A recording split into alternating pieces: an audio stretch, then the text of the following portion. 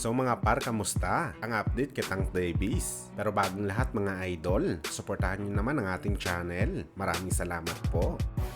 So matapos nga po lumabas ang haka-haka sa social media na posibleng ating fighting senator Manny Pacquiao ang makakalaban ni Tank Davis sa buwan ng November dahil wala daw mahanap na kalaban ang WBE Lightweight Champion. Ilang araw nga ito mga idol nag-viral sa Amerika, pero nauna na po natin na sinabi mga idol na hindi tayo naniniwala na si Pacman ang makakalaban ni Tank Davis dahil may sariling target si Pacman sa kanyang susunod na laban. Ito nga ang sagupaan nito kay Mario Barrios para sa WBC title fight o di kaya ang exhibition fight nito kontra kay Ryan Garcia.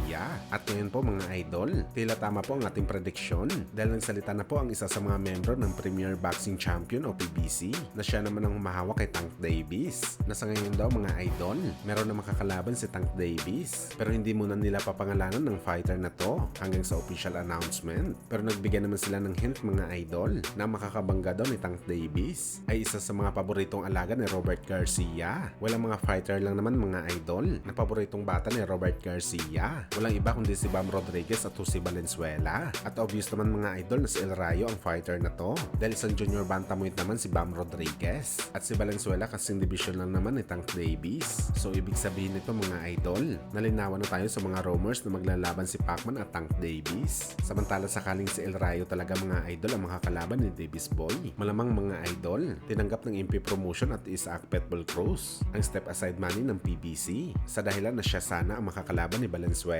dahil merong rematch clause si Pitbull matapos matalo sa kanilang unang laban na El Rayo.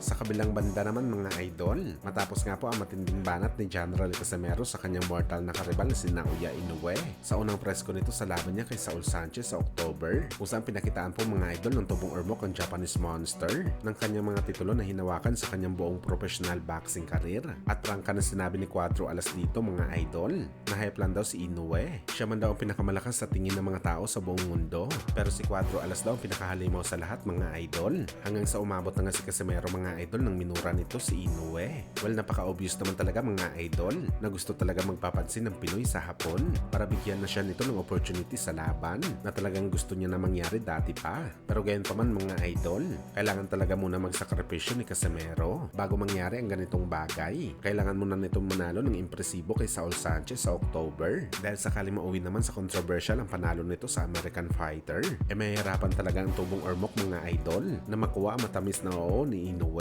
dahil hindi po lumalaban ang Japanese Monster sa mga fighter na hindi nanalo sa impresibong paraan sa kanilang last fight. Oh, yan na eh! Saan ka na? Saan ako? Ha? Ben, napahanap mo? Ito naman gusto mo?